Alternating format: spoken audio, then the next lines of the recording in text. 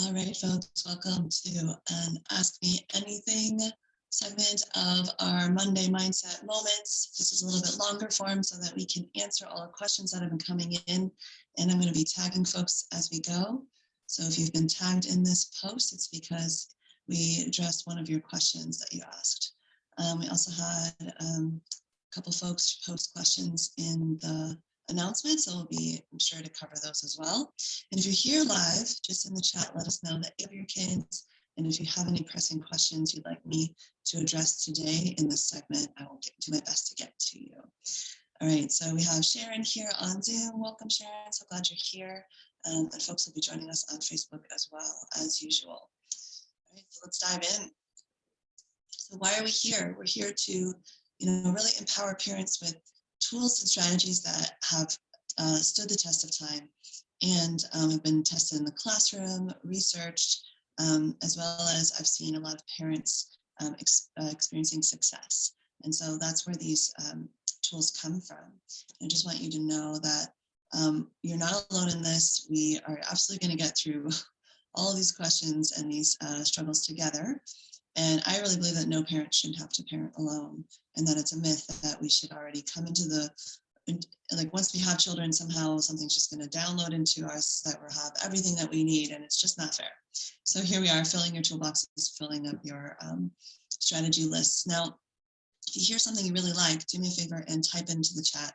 That helps me know what's standing out to folks, but also helps each of you as you're listening as a community. We have almost 1,000 folks here in our Facebook group, for example, really grab the gems from today. Okay, so I'm covering a lot. So first question or topic is from Brie Fuqua. She says her son is 2 years and 8 months old, and the pandemic is the hardest thing right now for her in parenting because there are just so many decisions to make, often without complete information. How many of you can relate to that, first of all? Brie, I'm so glad that you're putting this out there as the hardest thing about parenting right now. If you can relate, just say, I relate, Brie, or just, yeah, same here in the chat or comments. So when she sees this later, she'll have a chance to know she's not on her own. I think particularly when it comes to decisions, it's a lot of it is around how are we going to navigate, the intersection between our home and public spaces, and then even semi-private spaces, right, like schools, and how to make sure we're putting our family health first, but we're also able to live a semi-normal life amongst that. So if anybody has had any guiding thoughts around like what's helped you through this pandemic time, please share them in the chat. We've got Lucia here from Scotland. Welcome back. From rainy Scotland, she says. What has really helped you to kind of make decisions, often even without complete information? One thing that I've been recommending during the pandemic in general is to give yourself permission to change your mind. I think oftentimes we think, okay, we need to come up with a rule and stick with it. And if we don't, then somehow we've failed as a parent, or we have failed to protect our health. And really it's about allowing yourself to take one step at a time. So for example, you might say, okay, well, for this week only, we're going to try and see what it's like. I remember this in shelter in place in particular, what it's like to visit the parks with our masks on once that option became available, and just really see if my 2 year, 8 month old or my 15-year-old can follow the expectations around, using hand sanitizer, keeping their mask on, and keeping 6 feet away. So instead of sort of stressing about, I need to make a big decision that's permanent, it's a lot of kind of trying something and seeing how it goes, and then maybe revisiting it and deciding, is this the right time to do this, or is there maybe something missing here, like some training, some explanation, some practice as a family. Folks in my world are always doing things like previewing and role playing through and getting really clear about expectations. And so one silver lining here in the pandemic is that it's kind of forced all of us to not ignore problems and actually address them because they've been amplified. So for example, if you're bringing your child to the park and you have all this hesitation of letting your child know, now we can go to the park, and say, we're going to go to the park and try it out. You could maybe get ahead of some of your concerns by really going over expectations and previewing with them and be proactive. We're a big fan of proactive strategies in raising our resilience. So that might look like previewing what they're going to see, have them practice it, have them show you how they're going to keep their mask on, have them show you how they're going to walk to you with their hands with their hands like this to get some hand sanitizer if they touch anything, before and after. And for older kids, it might be around communicating where they are, who they're spending time with, and really being better about putting their masks on. Thinking of my adolescent parents, and that they're going to do any kind of contact tracing, things like that. The other thing is that besides just taking it one period of time, like one step at a time, like maybe 1 week or one experience at a time, is also to be proactive about reaching out to other organizations or thought leaders or thought partners, folks in your community. Right here in Raising Our Resilience, for example, we have a year-long program that Sharon is a part of, called the Family Foundation Subversion. And it's an opportunity for folks to have community around making decisions of parenting in the pandemic. It's really important to go ahead and advocate for those conversations, whether it's with teachers or if it's like another parent who's going to meet you at the park with that scenario and talk it through. Like, these are things that we maybe felt like it was too formal in the past, and it's becoming even more and more clear how much partnerships matter, and getting on the same page as other caregivers. If you're curious about that topic in particular, I spoke on it last week, and you might enjoy that video on our YouTube channel and in our Raising Resilience parent group. Lucia says she found that forging accountability partnerships, so much what I'm talking about, nice, during the pandemic around things that need to be done or achieved help to keep the staying power high in times of utter confusion and chaos. Yes, like let your accountability folks anchor you and volunteer to anchor them as well, whether that's keeping up with your self-care or having a standing weekly date where you just check in with each other so you don't feel so alone, or actually setting up text messages.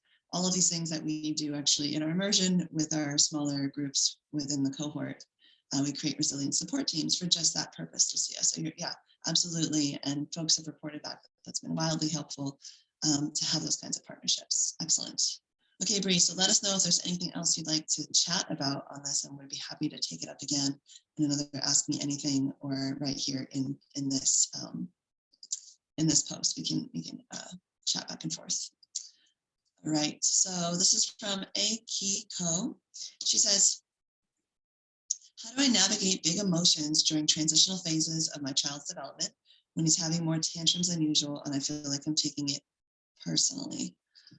Oh, how many of you have been there, have taken a tantrum personally? Yeah, and I know that, Akiko, you have a 5-year-old and you're wondering if this is like natural development or if it's just selfishness or kind of out of bounds behavior that you need to address. We are constantly making that discernment. One of the things I want you to have is some really solid information on what's happening during these emotional upsets. And so you can have perspective on what's natural. The number one thing I want folks to know heading into that piece is that meltdowns are normal. It doesn't necessarily mean you're doing something wrong, but it is calling attention, your attention as a caregiver to your child's needs in a very specific way. And it's really great to become someone who's sensitive and attuned to when your child is being emotional in more of a manipulative way compared to being emotional in a more involuntary way. I was just coaching one of my big-hearted, smart clients who just signed up for a second year in the immersion about this, and we were talking about whining when it's coming from this involuntary place and whining when it's coming from a more manipulative, on purpose place where they're really trying to actually get something, and it's one of their strategies. And we're talking about how to handle those two things differently. So luckily, I do have an event coming up that could really help you with that, and others who want to be able to make that discernment, for others who want to know about navigating meltdowns, tantrums, power struggles with more calm and confidence. It's a free webinar that's actually tonight. And if you register, you'll also have access to the recording for at least a week. So that's something that is free to the public, and so you can share with your friends. Highly recommend you check it out. So I'll just put it into the chat. Sharon says she also takes them personally, so she understands Akiko. It's hard not to, because also when they express their pain, we feel pain, so we're not only feeling our own distress that they're upset, but then we're actually feeling their distress. And so it kind of compounds into this overwhelmed feeling, and then some guilt can come in, or frustration, or however we kind of respond to that kind of cocktail of input. Yeah, it's very unique to each of us. And staying calm in that. So the meltdowns, tantrums, and power struggles webinar, really getting to understand the science behind the emotion, so that it does depersonalize it a bit. It's like, oh, my kid's hardwired to do this, and there's so much more that we can learn about how to read the level of distress and how to respond. And you'll want to come to the webinar for that. Another thing, so my tip would be like, become a great like lid detector. Like, how far is my kid's lid off is the metaphor we use, and you'll learn more in the webinar. Where you can kind of go, okay, it's like half off or less, so we can still engage rationally, because that prefrontal cortex with the executive functioning is still available and running smoothly. Or are they lid half off to all the way off, and now we really need to get that lid back on before we try to rationalize and explain and give a lot of choices and make a lot of cognitive demands. We need to empathize, soothe, and cool down and calm down first. So one of the key things you can do as a family is bring in that awareness. And then if you add awareness plus coping tools, you have this really great combination that I've seen hundreds now of families and children have success with, that is a pretty phenomenal 1-2 punch. Or in this case, 1-2 exhale of relief, right? Yeah, and there's another parent asking for those kinds of things, like Jennifer, I'll tag you in here. So Jennifer, you basically wanted some support around how to manage your own big emotions alongside your kids, like the big anger and frustration. So of course, I want you to come to the webinar. There's also this other training that's coming up that's really special. We only run it twice a year.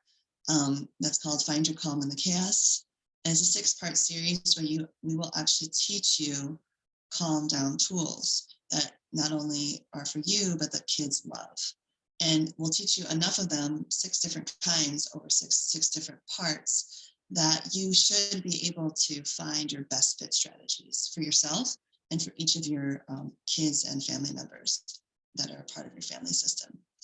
And so my next tip, besides getting to know the science and becoming a lid detector, would be to really fill up your own toolbox with calm down strategies, and be really open-minded that maybe your kids or your other caregivers might need different coping tools that work for you. And I would also like you to kind of open your mind up about what might work for you as well. Like if you're like, oh, I've already tried breathing, it just doesn't work for me. Well, let's slow down there for a second and check out breathing with me for the first part of the series. If you said, well, I've tried, building in certain like mindfulness exercises, but I never remember to do them, so they don't work for me. Well, let's see if we try day 2, come to the second part of the 6-part training that starts on June 3rd. And we'll go over some somatic tools, and maybe one of them will click for you. And maybe at the end of it, you can really rule it out, but you'll be aware of variations that you can share with your children or child. Okay. So please do register for that. And up until May 27th, which is this Friday, you can attend free because you're part of the Raising Resilience community. And the code you would put in is just the word community. Okay. Waive the fee for the 6-part series. So there's 2 events, one tonight, the webinar, and then a 6-part series that really address these questions. These are things you're curious about as well. And attending. Clients who are listening, because I have a lot of clients who listen to these Monday Mindset pieces like Sharon, you might consider registering so that you can come to some of it, but you also have access to recordings to both of these as a part of your course library. Okay, so whichever way you'd like, you get to choose. All right, so let's roll into the next question. And if anybody has anything so far that has really stood out, please just pop it in the chat. This is a great time to just sort of play along with the community, where others can see what your takeaways are, and you can see what takeaways other folks are getting out of this, and we can all learn more. Okay, so Dorothy says, when I feel drained, the hardest thing for her is when she feels drained or loses her patience, she falls back into nagging. I think a lot of us can relate to that too. Nagging is just, there's some judgment around, like the judgment around the word. But what I would say kind of objectively is that it's when you repeat yourself over and over again. And your kids need to be reminded many, many, many times before they listen. And or you find yourself reminding them to do everyday things that you really know they're capable of doing on their own. That's another way that nagging comes up. And we tend to get a reaction from nagging versus reminding, like we'll call it nagging when the kids are like, I know, or you don't have to tell me 3 times, or how come you're always telling me what to do, or they ignore you, or they say no, or or they do the opposite. That's kind of when it shifts into a pattern that's not working. So I'm imagining from what you shared, Dorothy, since you said nagging, it's probably you're probably in a bit of a pattern, and can happen very quickly, and can be very persistent. So I know a lot of folks can relate. She says she's feeling out of energy. So how can she shift her outlook and set limits and motivate her family in a more positive way than nagging? Such a good question. I'm so glad you're asking it. So first of all, you got to become a more sensitive lid detector of your own lid, like of how stressed are you? How tired are you? And do little micro practices of self-care as a place to start, where you use a calming tool, where you take a step away, or you do something for 5 to 10 minutes to really take care of yourself and resource yourself. And then you can ask yourself, is repeating this over and over my best strategy right now? And sometimes it is. It's just too busy. That's just all you got, right?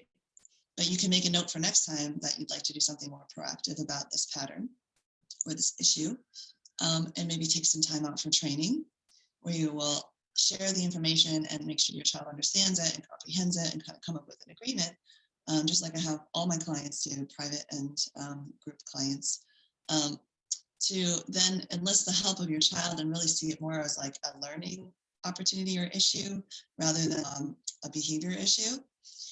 So that's something you can look at, and that can just be naturally motivating, kind of taking that learning opportunity mindset approach, like what does my child need to learn here? And then you check on yourself, do I feel like teaching it now, or can I teach it like for next time? And just make sure you follow through and do the teaching for next time. So that's one thing you can do. Another is to really get to know motivation strategies that don't involve your many, many, many reminders. And I have a whole model for that. I teach on it, usually in January when we're doing New Year's resolutions. It's one of the pillars of my program. But just real quick, it's like a quick diagnostic of saying like, okay, could something else be going on besides not listening, or besides disobedience, right? Or besides like defiance? Could it be that this is not interesting enough? Or could there be some skill gaps? Those are some great questions. It's usually one of those 2 for young kids. Third is like, could it be that they don't have enough choice and autonomy? So of course they're kicking back because the adults are in charge, and they just either listen or don't listen. So could we give them some more responsibility, some more autonomy, some choice? Another is, do they feel connected? How many of you like when people come in and tell you to do things that you don't really feel like you're connected with at that time? I don't like it. I don't know about you. It feels kind of oppressive, right? So thinking about connecting and cultivating the relationship, maybe helping them understand more and more over time, depending on their age, the impact that their choices or behaviors have on others can also be relationally motivating. There's a lot that we can play with there. And then lastly, is it something that's really actually about growth mindset? Like they don't feel, a growth mindset was coined by Dr. Carol Dweck out of Stanford. And she was talking about how we can have either a growth mindset or a fixed mindset about a certain activity or a talent or even a characteristic of yourself. And if you're fixed, you believe that something that is fixed, like you either have it or you don't, you're either born with it or you're not. Like I'm either musical or I'm not musical. I'm athletic, I'm not athletic. I'm smart, I'm not smart. Whereas a growth mindset is like, well, from wherever you're starting, if you put in effort and practice and use great tools and strategies, you can grow. And that perspective is actually very motivating. So is there something going on with these things that you're nagging about that maybe they're stalling out because they have a fixed mindset about it? Is another thing to think about. So we went over 5 hacks right there, just briefly. On June 18th will be an opportunity. Yeah, it is the 18th, right? Yeah, day before Father's Day. So this is when you might plug for the dads. There's going to be a master class to follow up from the 6-part series, but everybody's invited and it's free. It's called 5 Motivation Hacks um, for kids and adults. And I'll just put up a little image here for you so you can see it. We're not registering for this yet, but we will soon. So I'll make sure to share this with you when it's ready. But just if you wanted to save the date, we are going to be announcing this. And I actually think we might have, we're going to also create a Facebook event. So if you're a part of the group, you'll be invited that way as well. But you might just want to save the date that at 10 a.m. on the 18th, we're going to have a masterclass all about motivation. And this is something, Sharon, we're going to go deep dive into in our Motivation Mastery Weekend in July. So lucky you will be, and all the folks who are in the immersion and join the immersion will do a deep dive. But this is a nice kind of top level overview where we go into each of the 5 strategies and talk about how we can apply it to our kids. So there's that information for you. Hopefully that's helpful. Lucia says, thank you, Vanessa. This is very generous. I've registered for the events, but today it is at 1 a.m., so I won't be able to make it live. Yes, that's understandable. And since you're in Scotland, we have a big time change. But yeah, we'll be happy for you to have the replay to access, Lucia. Okay, so next question. Let's keep them rolling. And again, if you're here live or if you're listening, you're welcome to put your own question in the chat, and we'll see about getting to you back to either in the chat or on our next one. So this is, and your takeaways, please. Anything that stood out from what I've shared so far. Super helpful if you just put a sentence in. Okay, and then as you do that, as folks maybe put in what their takeaway is in the chat, just go ahead, even if it's just a couple words like, oh, like address boredom, or try to become a good lid detector, things like that. Could be something small, just something that helps you take something away too. Okay, so for Liz says, how do I set proper limits and expectations around schoolwork without encouraging a massive blowout? Yes, okay, Liz. So this is kind of combining what we've been already talking about around finding like more intrinsic motivation, like motivation that comes from another place besides punishments and rewards, and maybe comes from interest or a sense of autonomy or like a sense of wanting to grow, right? That growth mindset. So really maybe talking about when there are limits and expectations, there's also desired behavior, and like how can we motivate them for those desired things so that they want to participate in chores, for example, or they want to start their homework on time, or they want to take better care of their siblings and solve problems instead of escalating them. How do we motivate that? Well, there's often a barrier that we clear, and then we bring in some great motivation tools like we've been talking about. Making it more interesting, giving them more choices, connecting with them, addressing growth mindset issues, etc. So that's something to be proactive. Another is just really getting them on board with your existing expectations by actually walking them through each of them, kind of like each cluster at a time, and do some thought exercises around why do these expectations exist?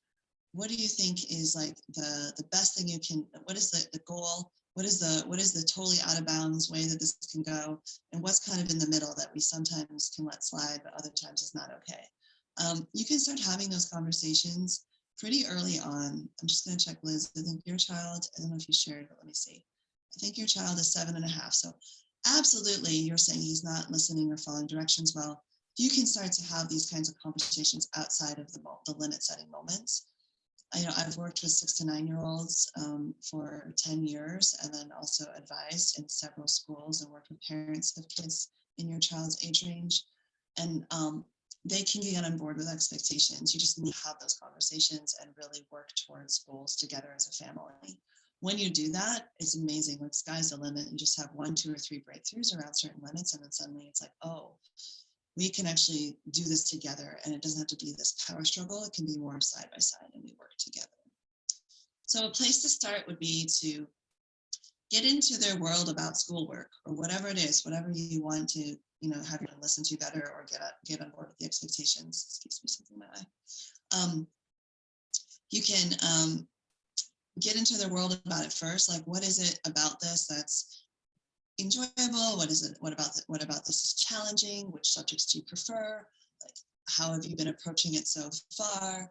What does your workspace look like? And what do you think would be, what do you think will set you up for success? Like, start inquiring with your child, and see how far you can get in that conversation and get into their world. You can also just observe a lot, like go and say, I just want to hang out next to you and see how this goes. I'm so curious, like, and then ask a lot of questions like, oh, why'd you start with that one? Or what do you think this direction says? Oh, they'll start to feel like you're on the same side with them. And sometimes that's like the key that unlocks all the rest of the conversations, where you can start to say, well, honey, we'd like you to get your homework done, schoolwork done before dinner if possible. How much time do you think you really need? And then you can start to make plans together, create a little routine, have those expectations be collaboratively created, and then also even collaborate about what consequences might happen if those expectations aren't met. So I'll give you a little outline, Liz, and those of you listening, around limits, like the kind of conversation you can have with your kids.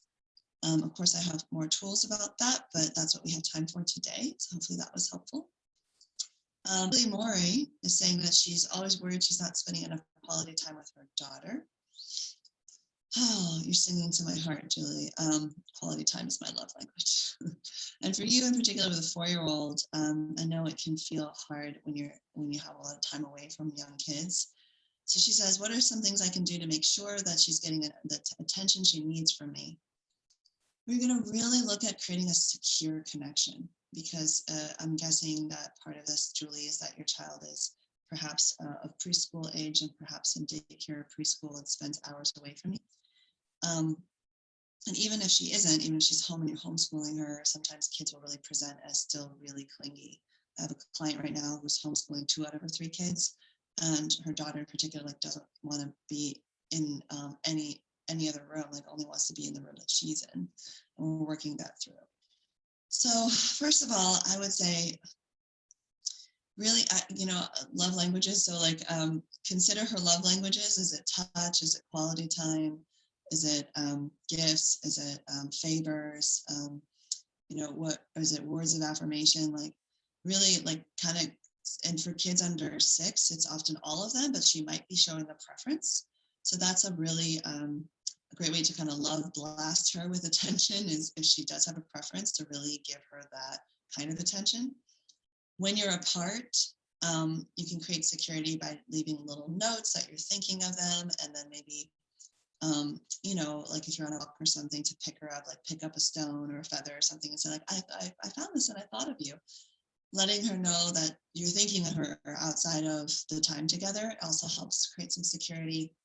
The other thing that was kind of a big revelation for this one family I was talking to, who was having difficulty dropping off their child in the mornings, and has been something I've shared whenever kids are crying a lot at the gate. It can be wildly helpful to preview exactly when they're going to see you next and exactly what you're going to be doing, and ask them for a choice. When I pick you up, do you think you'd like to listen to this song or that song, for young kids, right? For slightly older kids, it could be well, we're going to have some time on Sunday afternoon together, and I know you've been wanting to show me this video game. Do you think that we should do that with dad or without dad? You want to do it just us? Or some building in some choices, but really previewing and kind of setting a date creates so much security, especially for kids sensitive to quality time. So since you're picking up on that, I just think that might be a next move. And Julie, there's more we can talk about that. So if this is something that's really up, feel free to reach out, and we can, or come to one of the events, and we can have a follow-up conversation about that. And that goes for anybody listening. Let's see. Yeah, when you attend my events, often we open up spots on my calendar for free 30-minute strategy sessions. So if you'd like to take advantage of that, I really recommend you come to one of our events and check that out. And then if there are any spots left after the event, sometimes I offer them here too, in the mindset moments. Okay, so I'm setting up the next question here, so folks are tagged. Okay, so this is from kind of a combination from Corin Rogers, Miriam Akinlade, and Donna Rothwell. They say, how do my partner and I get on the same page when it comes to good cop and bad cop type roles? We want to get on the same page around discipline, so we don't have to play these roles anymore. Oh, such a good question. I love this question, which is why I did a whole segment on it last time. So You'll want to dig in the videos in the YouTube channel and or the Facebook group for one that's absolutely about this, like getting on the same page with other caregivers. It was actually 2 times ago, forgive me. And I was basically like, why is it so hard to get on the same page with our other caregivers? And this is something, again, I work with all my clients around, is we really got to know where we're coming from, and we need to know where the other person's coming from. So we do this exercise usually in our first sessions around really identifying your parenting styles, your parenting influences, so that you can understand the models you grew up with that you might be defaulting to, especially around key topics like discipline. And so when you have a sense of where you're starting, it also gives you this opportunity to go, well, what do we want to create? Like what are those things we want to keep? What do we want to, move away from? And what do we want to create now with our children or our child? So one thing you can do to start is have your caregiver huddles, like actually spend time talking about your parenting. Doing that like in a program like ours in the immersion is wonderful because you're kind of coming to a third party resource and engaging with it and then having conversations that follow up from that. But you can also just pick a topic and just really talk it through. So one example I led some clients through not too long ago was around how are we going to handle meal times? Like what are our expectations? What are inbounds behaviors? What are out of bounds behaviors? What are things we might let slide depending on the circumstance?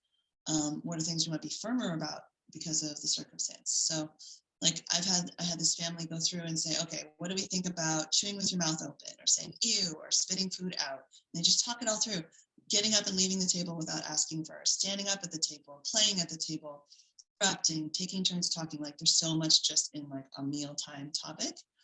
And if you just pick something like that, that maybe is, interesting or is a little confusing right now, where you don't feel on the same page, or maybe even is a painful place of the day, painful like part of your daily experience with each other, and just really talk it through and sort it into what we call red, yellow, and green zones. We just learned last month, and Sharon and other immersion members will learn soon.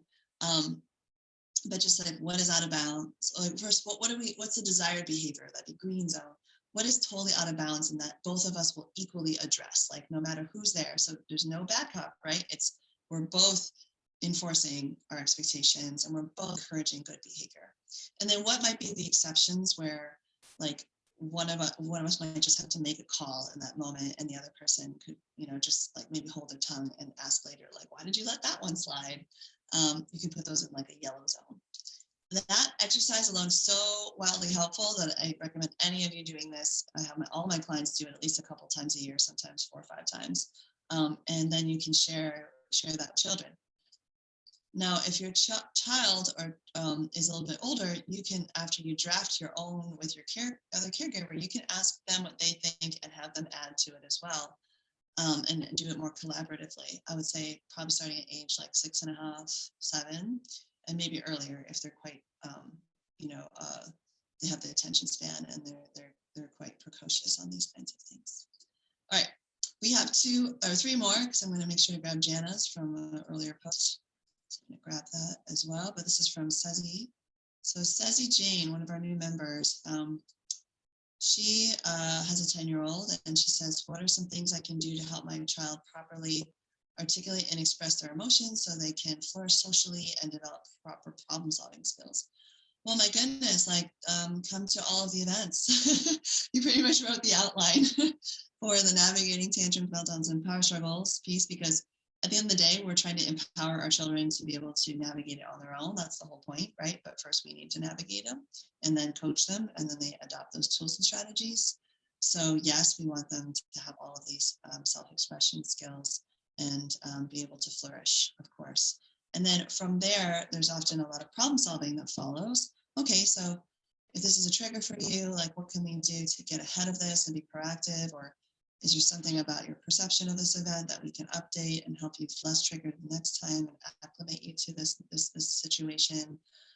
Is there something we need to repair? Is there a conflict resolution skill that's lacking here that we can bring in? So there's a lot of possibility once you navigate the emotion itself. And that's why problem solving skill in my world come like the 4th or 5th month into the program. because I want to really set the routines, the limits, and the emotional piece like really clearly. And then we can talk about what do we do now that we have those pieces in place to solve problems. So yeah, I would say really, really look into how to help your 10-year-old who has not yet, like figure out what their gaps are around expressing their emotions and really give them some tools and skills for emotion coaching and share some of the stuff that you would learn in the webinar. So do make sure, I can put the links in one more time, do make sure folks that you sign up for these 2 events. It's really a great opportunity to fill your toolboxes that I want you to have. I don't want you to miss out. There's a free webinar tonight that if you sign up, you'll get the replay too. So if it's not possible for you to attend live, you'll get a chance to watch it. It's one of my most popular workshops. And I know Sharon saw it in person when I came to St. Paul's in San Francisco, for example. And then there's also the 6-part series that starts in June that through this Friday only is free when you use Fun. Okay, hi Pamela, glad you're here. Let us know what you're learning. If there's anything that stands out to you, you're so great at taking good notes in the comments, Pamela. And then here's the other event, the 6-part series that is free until May 27th with the code. It's in the comments now. All right.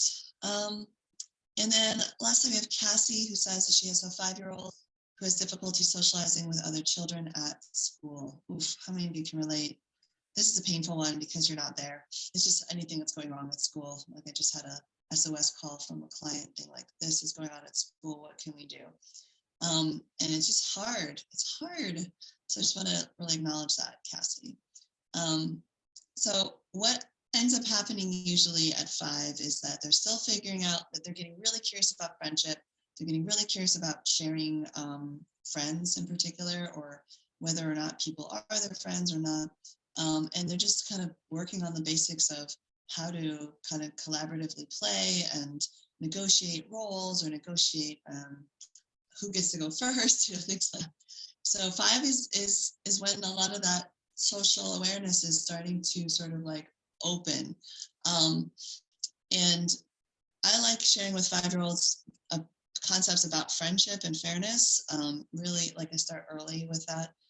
So you might start with something like, there's enough friendship to go around. Isn't it great that we don't have to just have one friend, we can have many friends? And isn't it great that some friends we like to spend time with doing these activities, like maybe playing on the yard, but other friends, we might invite them to our house and, you know, have them over for a play date. And then we might have other friends that we just like to do work, you know, or indoor activities with. And you know, sometimes friends don't want to play with us, but they're still our friends. Sometimes friends have a bad day and they're in a bad mood, but they're still our friends.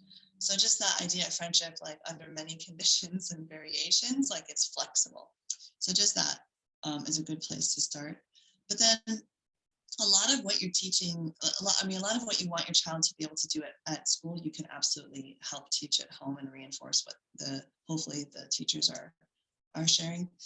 Doing things like how to be patient, how to interrupt politely, how to ask for what you want, how to accept when, you know, and become more patient if you don't get what you want. All of these things are playing out at home too.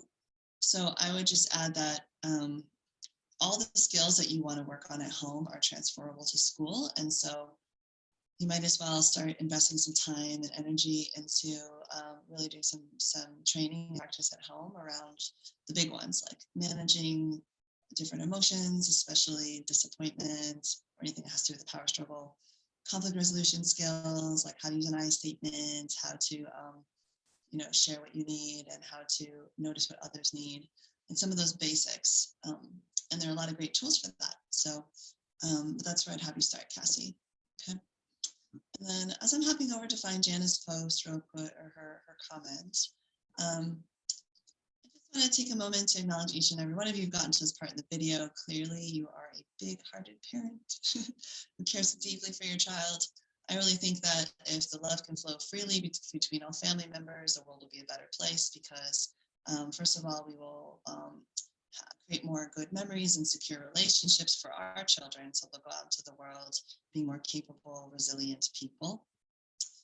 But also, I would just say, you know, having the opportunity to develop yourself alongside your child. I don't want to under emphasize that. It's hard to overemphasize that, actually. Um, and what I mean by that is that when we take the time to really, when we feel committed, actually, I would say, and we take the time to work on ourselves as parents, we become better people. Like and it's hard to find a more motivating thing than wanting to take good care of your precious babies, whether they're yours or they're someone in your kids in your care, to accelerate your parenting growth, your parenting path. It's hard to imagine something more motivating. So I'm just inviting you into the perspective and the opportunity that parenting is an accelerated course in personal growth. A custom designed for you. Custom designed for you. So if you need to work on patience, you might have a very persistent, strong-headed child. This is just something I've noticed happen over and over and over again. And because kids also just push our buttons, man. They just do. They find them and they push them. So how to keep the communication open with teens. This is something that's up for Jana. Jana, I believe, is still in Indonesia. She's how to keep the communication open with teens, feeling them pull away some too much time in the room, and then if they're around, there's some back talk that ensues and meanness to younger siblings. Any suggestions? Oh, Jana, yes. So those of you with teens and adolescents, they have to know that you get it, whatever it is. I don't care if it's their obsession with a musician or what's going on with their friends or a sports team that they're into or a video game that they're into. They need to know that you get it, and you need to hold back from telling them what to think or anything that could feel like a lecture until you establish a better rapport. And I'm going to bring in that science of a 4-to-1 ratio of positive to negative interactions. So you kind of need to fall in love with your kid all over again in a way that they can receive. Love languages is a huge deal for teens. Like, they start to really have preferences. So get to know their love language and speak that loud and clear. And like, for example, I have a client who's had multiple breakthroughs with her preteen daughter. Oh my gosh, so many. She's usually here on Mondays, actually, and shares them. She's like, this happened, everybody. It's great. But we really worked on this. Like, she needed to get into her world and discover what it would be that she could do, or like what kind of interests or activities could bring them together. And she realized that when she brings her daughter out shopping, even if it's with a very low dollar amount, spends quality time with her, giving her that kind of attention, doing an activity she likes, they just get along so much better. And they have all this money to spend, or like this kind of credit to spend in their relationship piggy bank when they are having a disagreement. So much so that her child did get upset. Like, teens blow up all the time. But and back talk, and she says these things, she just kind of holds her tongue and goes, okay, that's how you feel right now. I'm a feeling you'll feel differently later. Why don't we just take some space, give it some time? And recently she did that, and her daughter wrote a whole poem about her and for Mother's Day, and said something about how she's so forgiving, and she like, even when I yell at her, she's so kind to me, and I feel so bad when I do that. I'm so sorry, Mom. I wrote this whole thing for her. That's what's possible, but it did take months of sort of like repair, reconnection, getting into her world, really making sure that she could show to her daughter that she gets it, whatever her it is. So I'll just be asking you, Jen, I know I think it's about your older son. What is the it that you think your child thinks you don't get, and what he's back talking to you about? And he's like, shutting you out about and going into his room to focus on because you possibly relate. Find out what that is and let me know. Let us know and see what happens when you get into his world about that. Okay, as a place to start. The second thing would be around meanness to younger siblings. Like, I would try and have a family meeting around that maybe 2 months after you've reestablished your rapport with them, and after you've talked to your teen one-on-one first. And you can bring in things like setting an example, taking good care of your siblings, managing your emotions, and becoming the kind of person you be. Like, teens really care about identities. They're multiple identity. They're intersecting identities. So as an older sibling, as a respectable person, as somebody that is deserving of trust, as somebody that is admirable. Like, you can start to work in that, but it's not going to feel very genuine right now if they're not feeling connected to you. And then Janet, with your 7 or 8-year-old, how to correct unwanted behaviors without making them feel bad about themselves. Oh my gosh. So if you already have a habit of doing a moment and then they shut down and they feel bad and guilty, I would say maybe save the feedback for after it plays out, unless somebody's going to get hurt or the house is going to burn down. Maybe do some letting go in the moment and instead start building some rapport about revisiting what happened in a very safe and supportive context with even some humor. Saying things like, I know you know better, like, or gosh, I don't even know what happened there, but it seemed like for some reason your hand wanted to hit your brother, even though you know that we don't hit in this family. What do you think was going on there? And just kind of warming up that conversation so that you can then maybe chat about the expectations. Well, why we have that rule, right? Why we don't hit each other, and what do you think you could do differently next time? And and then come up with a little plan, even a little goal that even if she, for example, doesn't hit but still yells, that's still one step in the right direction. And then you can go for another goal. It's like, well, instead of yelling, how about walk away and cool down? Oh, you walked away and cooled down. Okay, now that you've walked away and cooled down, how about coming back and sharing an I statement? Like, I feel frustrated when you hog the whole thing and leave me out, leave me with nothing left to do. And then you can say, okay, now how about trying that I statement on your own, and maybe help her first. And the next thing you know, there's problem solving going on instead of a behavior that was really undesirable. So you just like keep scaffolding to that goal. Jana, you and I have had one-on-one conversations, so it'd be fun to, for you to come to one of the events and sign up for one of the sessions. I'd really love to see you there. I know you really wanted to come to the 6th part before, but had some trouble attending. So maybe this is your opportunity. Okay, so big announcement. I saved it for the end. For those of you who made it to the end, I especially feel like you are qualified for this announcement. During the 6-part series, there will be an opportunity to play for a full scholarship seat in my year-long program. That's worth $10,000. You need to come to the event. You need to register for the event. You need to come to the event, and we really encourage you to bring friends to play alongside with you. Come to the event. Come each day as much as you can. Make it by, in the daily contest. The people who participate the most are going to be more likely to win the prize.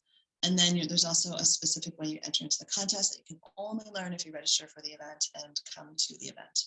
So please do consider, especially the June series that starts June 3rd. We'll be letting you know more and more about it as we get closer, but if you want to grab a free ticket, it's by this Friday. So go ahead and please go grab that. Now, one more comment before we wrap here. Lucia says, how about reading stories with similar examples? Nice. And this is about the 5-year-old socializing at school. Yes, we love lit assistance. And then you can actually chat about, and talk about, the choices that this character is making. So you said, find your hero models in them. Nice, Lucia. And for your child to adopt in their behavior for the fun of it. Great. Yeah, excellent. We love this. Really good suggestion, Lucia. We appreciate you adding that in. All right, folks. So that is an Ask Me Anything. Well done, everybody. And I think that what we can look forward to is the webinar tonight. Next Monday, I'll come back for a quick mindset moment, a 5-10 minute training about 3 things you can do in the moment to handle big emotions, which is a tiny piece of the bigger webinar tonight. If you want more on that, just go ahead and register for the webinar. And then we'll have our 6-part series starting next Friday. Can you believe next Friday is already June? It's amazing how fast this month is flying. All right, well, good luck to you all. I know it's a busy time, and way to make time in your busy schedules for working on your parenting. It's an investment that pays forward. It's just so incredible what I've seen parents do when they focus on their parenting and the love that they have for their children. Anything is really possible. So good job, everybody, and we'll see you next time. Lots of love to you. Thanks for your participation, and I'll be looking forward to catching up on the comments as folks pop in and drop their thoughts. Okay. Lots of love to you. Take care, you calm, empowered parents raising happy, confident, resilient kids. We'll see you next time.